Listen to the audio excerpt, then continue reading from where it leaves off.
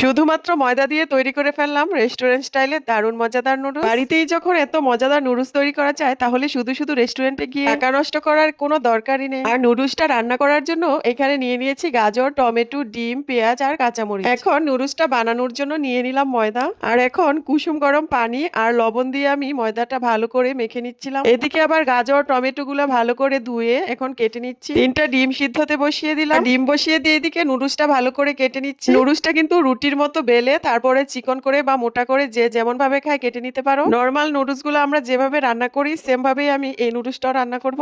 এখন গাজর, টমেটো গুলো দিয়ে ভালো করে নেড়েচেড়ে ম্যাজিক মশলা, লবণ দিয়ে নুডলসটা ঢেলে দিলাম। এই তো কত সহজ নুডলস বানানো, ছটপট করে রান্না করে ফেললাম স্বাস্থ্যসম্মত নুডলস। এখন সস দিয়ে আর ডিমগুলো চারপাশে কেটে দিয়ে পরিবেশন করলাম। আর স্বাদের কথা বললে দোকান বা রেস্টুরেন্টের চাইতে কোনো অংশে কম না। স্বাস্থ্যের কথা আর সাশ্রয়ের কথা চিন্তা করলে ঘরে তৈরি করে খাবারই বেস্ট। হচ্ছে নেক্সট ভিডিওতে, ভালো থাকবে সবাই।